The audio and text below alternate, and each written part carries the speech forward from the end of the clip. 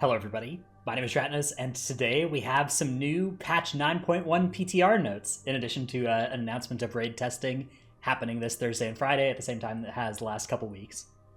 There's actually quite a bit of big stuff, though, in this PTR announcement, so I figured I would make a short video about it as soon as possible, try and yoink some views. So, first big thing on the list here, Anti-Magic Zone. This is the nerf that has been forecasted now twice by them in dev interviews, and it is heavy-handed. It is a big one, which is its cooldown is increased to 3 minutes from 2 minutes, and it will now fade when it absorbs a certain amount of damage. Now, from the data mining I've seen, let me see if I can pull it up. It looks like this cap is equal to the health of the Death Knight with the versatility added on top. So if you have 30% versatility, it's your health times 130%. So 60k absorb or something, 70k absorb, and then the anti-magic zone will disappear. What that means for its uses in Mythic Plus is probably pretty close to irrelevant. It would require a heavy amount of party-wide magic damage to get through a full health bar's worth of absorb on anti-magic zone, right? That would mean that every single person in the party would have needed to take a one shot's worth of damage, and only then the anti-magic zone will expire and stop being useful for future incoming damage. But in a raid setting where there's 4 times as many people, it's a lot less than that, right? If every single person in the raid takes 25% of their health as magic damage, that will eat through one anti-magic zone, but still get reduced pretty substantially. They also nerfed the duration to 8 seconds from 10, which in practice, I think that it's probably going to be a lot less than 8 seconds. It'll probably just go away in a raid setting before this. So my read on this is Anti-Magic Zone is still going to be good. I suspect there will still be encounters where it gets quite a bit of value. The comparison to Darkness, I think, is still pretty favorable for Anti-Magic Zone. It's a 20% damage reduction against most kind of magic damage, and if there's heavy hits of magic damage, then that becomes less than 20%, but those are the hits where a damage reduction effect is more and more important, right? And so you'd probably be willing to sacrifice some of that percent. It does open up a interesting question of whether or not multiple Death Knights to stack, something that one anti-magic zone could have covered before. Maybe now you want 2 Death Knights because either you need it more frequently than once every 3 minutes, like say you need something once every 2 minutes, now you need 2 Death Knights instead of 1. Or if you want 2 anti-magic zones because one will get eaten through really quick. So potentially it could increase that, that marginal value of like the 5th or 6th Death Knight, but my suspicion is that this will probably just take Death Knights down in priority. I'm actually not 100% sure, though. It's kind of hard to tell whether this is exactly what ramifications this is going to have for the metagame. That is for like cutting-edge mythic progression. For almost all other cases, I believe Death Knights are going to be totally fine. Like I said, in most Mythic Plus situations, even in a really high key, I don't see AMZs getting eaten through. Even against like Pridefuls, I don't think they would get eaten through over the 10 seconds they lasted right now if they had this limitation in. And I don't believe they will next patch, and there won't even be a Prideful, which is the biggest thing that AMZ is useful against. So I don't think it's going to be too big a deal for almost everybody's everyday use cases. It's more of a thing for like world top 10, world top 50 guilds that were considering stacking Death Knights again. Okay, we've got some Monk Mistweaver damage increases to a lot of their spells. Another very small base mana cost. Revival now procs Gust of Mist on each target healed, which I think is kind of cool for a raid-wide healing cooldown that's been a little bit lackluster compared to the others, but they reduce its healing. I'm not a Mistweaver scientist, but I think this is a pretty big net buff to Revival, but I'm not a Mistweaver scientist, so I don't know. Then, let's see, there's a new change to Holy Pally, Rune Carving, Legendary Power there. A nerf to an AF conduit. AF is looking really, really thick on the PTR right now, so I think that this is... I think that there's due to be some nerfs to this spec between the current PTR build and live. And a bunch of other stuff. Okay, Renown. This is a bullet point and we should cover. Players who have neglected their duties with their Covenant Sanctum and find themselves behind in Renown will now have an increased chance to receive Renown as a reward from all relevant activities. So I think this is going to be a catch-up from 1 to 40. This is just the flavorful way of saying, catch-up from 1 to 40 is going to be increased further in 9.1, which they said is going to happen. All right, here's a beefy bit. This part's really cool. Catchup in the Hall of Holding in Oribos will now offer a keystone to players who don't have a keystone, as long as they've completed at least one Shadowlands Dungeons on Mythic Plus difficulty. So you take a week off, you don't get a Great Vault, all of a sudden your character doesn't have a keystone on it, and you need to go and do a Mythic 0, and you get a plus 13 key out of the end.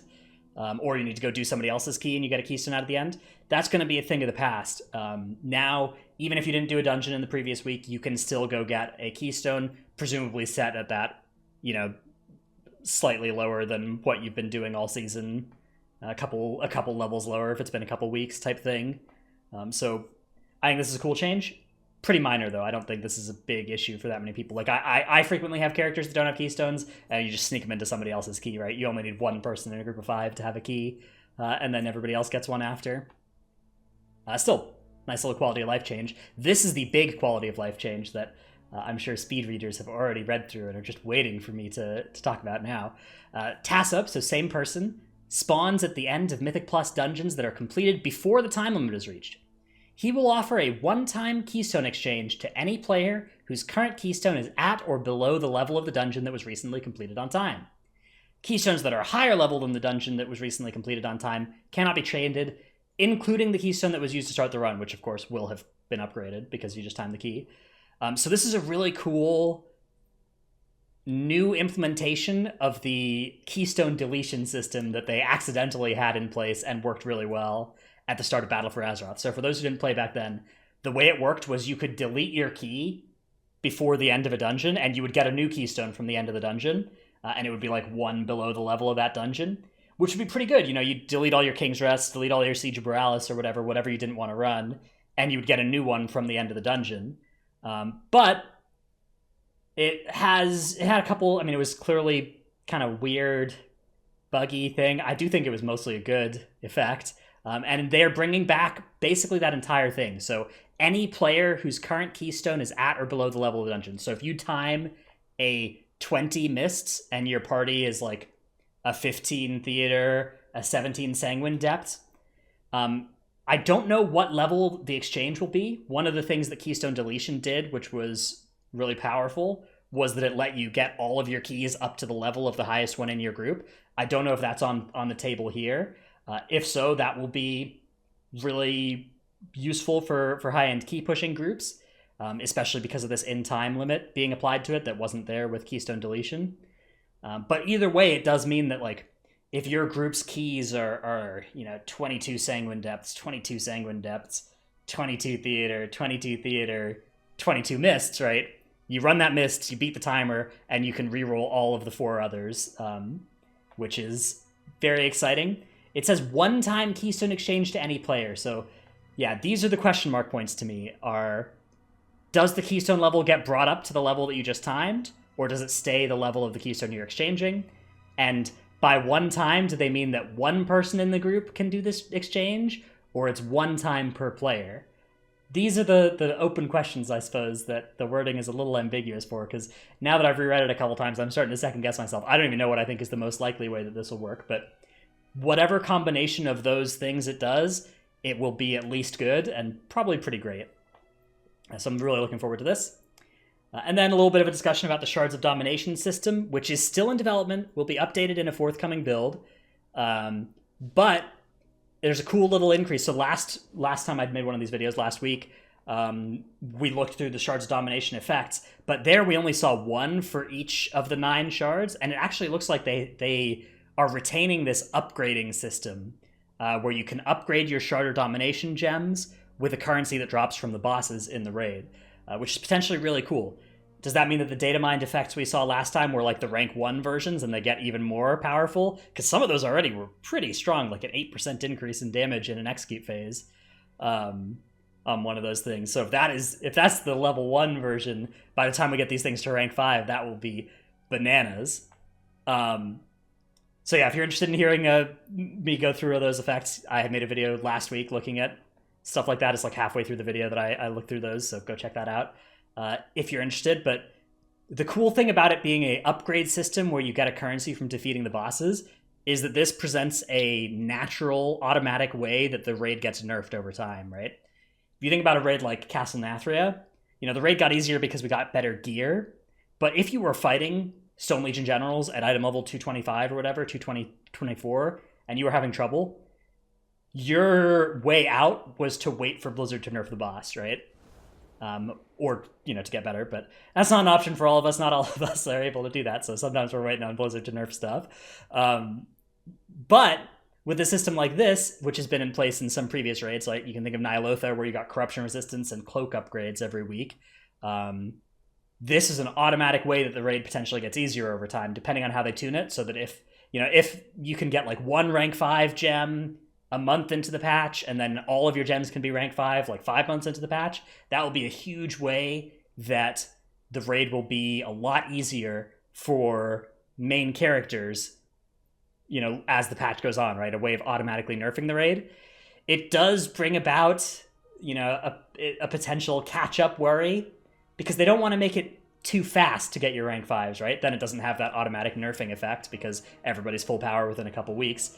But if they make it a 5-month grind to get all 5 of your gems to rank 5, and then you start up a new character, 3 or 4 months into the patch, all of a sudden, and you want to raid on it, you're like, oh no, I will never be caught up. So, I don't know, since it's a raid-only system, it's a little bit less important that they get a good catch-up mechanic for this, but I still hope they do. I still hope that they look at this, and they come up with a way where, let's see, like, okay, I usually do this in regular Paint, but I'm going to do it in Paint 3D today because that's what the thing decided. Okay, so like if this is power. Oh my goodness, look at my handwriting, it's so good. And this is time. Oh, I've jinxed myself. This is gonna, that I is not as tall as it should be. I think the T is just too tall. Anyways, power and time, right? And so a character that is just playing the whole patch, right, should just go up in power over time, right? And when they make systems like this without any catch-up mechanics, if say you're a character that comes in and you want to start playing the patch a couple months in, right, and you do this because you're caught behind the same time gate, right, of the currency that drops from the bosses, then that's that's people. It's not the end of the world when it's like this for a raid system. But what I think is much better is if they make it so that it's more like this, right, where you're still behind, but you catch up pretty quick to like almost where the people who've been doing it the whole time are. So this is what I think they should aim for, this system to automatically be in place whenever they make a system with time gates.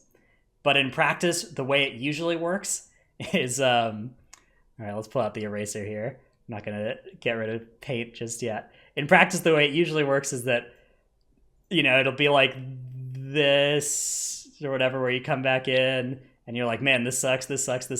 And then right here, Blizzard will put a patch in that's like, okay, we've made the catch up easier, right? And then it's just like, and you're like, caught up or whatever, which I think is worse than just having an automatic system in place that gets you that nice curve that, you like catch up pretty quick. Anyways, this is a bit of rambling, but I'll always take any excuse to open a Microsoft Paint during one of these videos. Okay. Last little note here before we get to PvP stuff, which I don't care about, is players who are not satisfied with the selection of gear that the Great Vault has provided them with for the week can now opt to receive a new currency that will let them choose from a number of alternative rewards, including Anime, Stygia, and Soul Ash. So if you decide to go down this path, you talk to the person next to the Great Vault to choose your reward. So instead of just getting Stygia, you can potentially now get, Anime or Soul Ash as well, which is pretty cool. I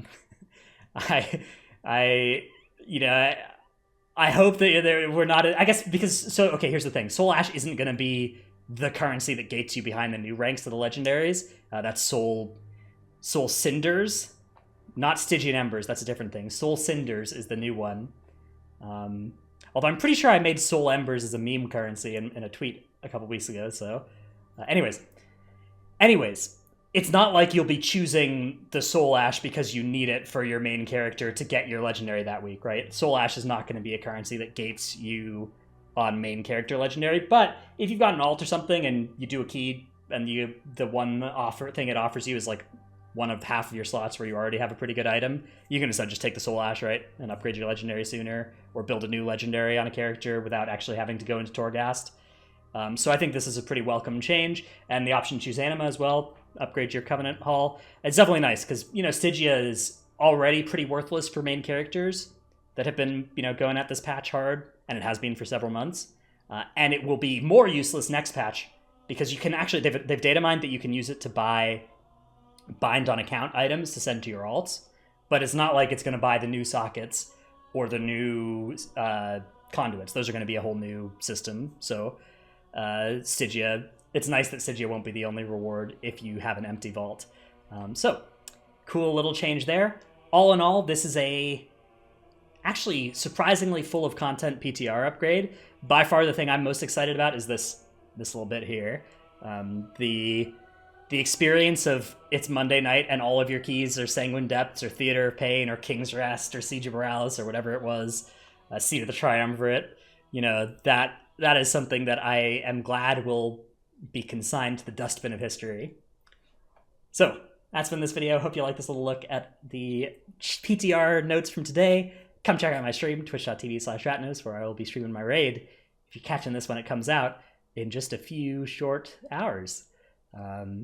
And yeah, hit subscribe, hit the little bell, the wacky little bell thing. Make sure you ring that. Yeah, thanks for watching. See you in the next one.